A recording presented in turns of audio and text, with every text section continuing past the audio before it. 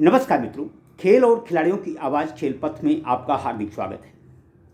मित्रों, देवभूमि उत्तराखंड में इस समय 38वें राष्ट्रीय खेल परवान चढ़ रहे हैं। अब इन खेलों के अंतिम पड़ाव तक पहुंचने के बाद एक बात यह सुनिश्चित हो गई कि जिन राज्यों में शारीरिक शिक्षा की तरफ ध्यान दिया जाता है, वही राज्य खेलों के क्षेत्र में परचम लहराते हैं। इस समय उत्तराखंड में चल रहे 38वें राष्ट्रीय खेलों में सेना शीर्ष पर है, लेकिन दूसरा स्थान महाराष्ट्र का है। महाराष्ट्र पहला ऐसा राज्य है जिसने इन खेलों में इस बार पदकों का शतक लगाया है।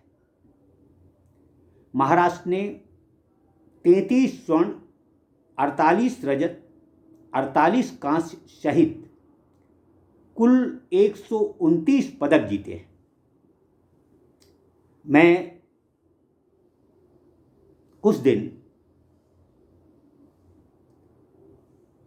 उत्तराखंड के राष्ट्रीय खेलों में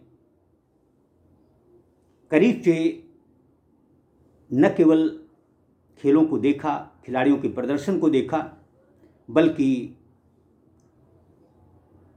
कुछ खिलाड़ियों से भी बातचीत की।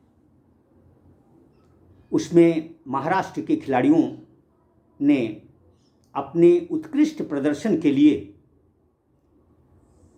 स्कूली स्तर पर खेलों के लिए महाराष्ट्र में अधिक ध्यान देने की वजह से प्रदर्शन को सुधरा हुआ बताया। दरअसल महाराष्ट्र में देखा जाए तो खेलों के लिए बहुत कुछ नहीं हो रहा, लेकिन महाराष्ट्र का शिक्षा विभाग खेलों के बढ़ावे के लिए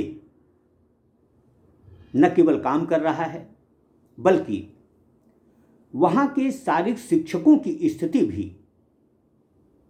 कमोबेश ठीक ठाक है। इन खिलाड़ियों का कहना है कि जो महाराष्ट्र का अच्छा प्रदर्शन है, उसकी मुख्य वजह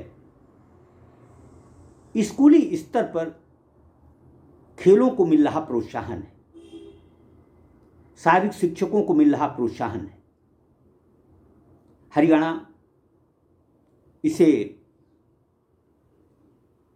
खेलों का पावर हाउस कहा जाता है। इस बार यद्यपि हरियाणा का प्रदर्शन उतना अच्छा नहीं है जितना कि पहले कभी हुआ करता था। यहाँ के खिलाड़ियों का कहना है कि हरियाणा में सरकार से अधिक वहाँ के खिलाड़ी और अभिभावक खेलों में रुचि लेते हैं। यही वजह है कि हरियाणा का किसी भी राष्ट्रीय खेल में ठीक ठाक प्रदर्शन रहता है। यहाँ तक कि महाराष्ट्र और हरियाणा के बीच ही पिछले कुछ वर्षों से प्रतिस्पर्धा परवान चढ़ रही है। उत्तर प्रदेश आबादी की दृष्टि से सबसे बड़ा राज्य है, लेकिन इस समय पदक तालिका में वह 10वें स्थान पर है।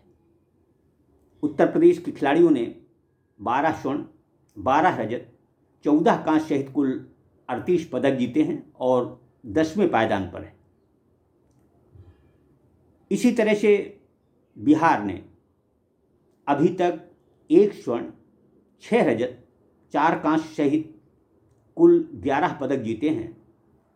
पिछले राष्ट्रीय खेलों से बिहार का इस बार का प्रदर्शन कुछ सुधरा हुआ है।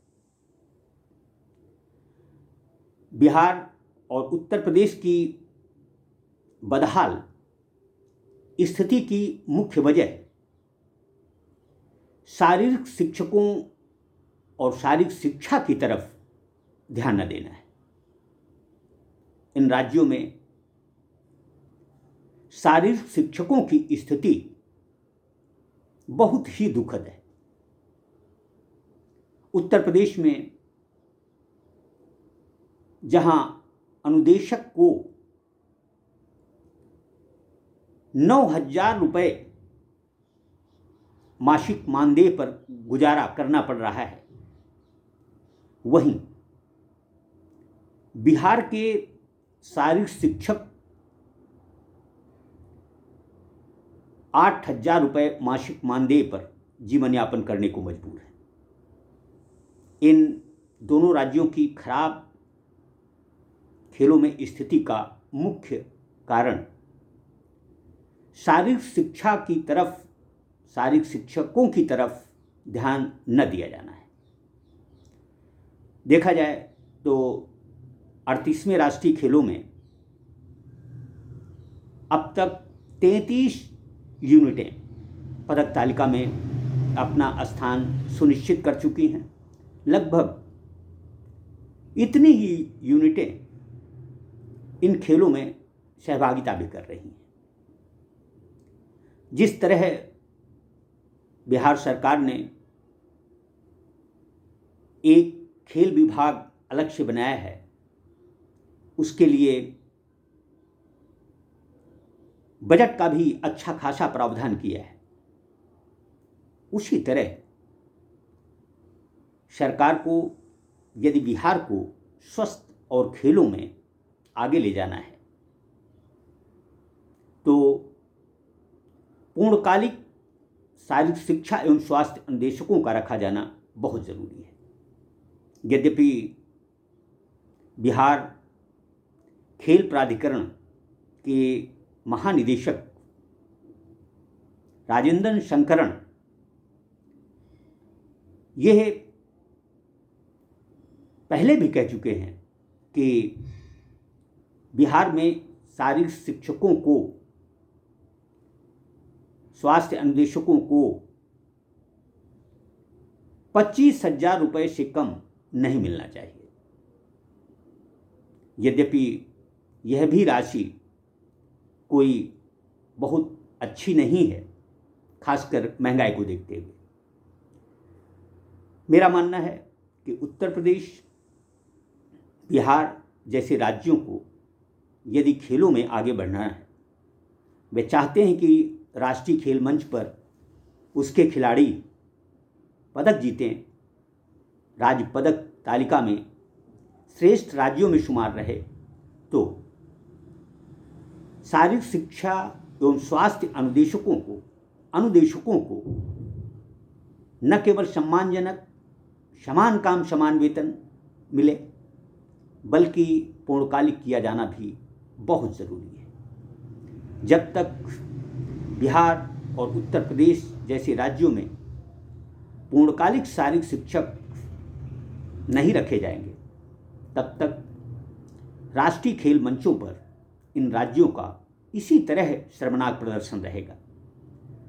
कभी इसमें बहुत सुधार होगा, इसकी कतई गुंजाइश नहीं।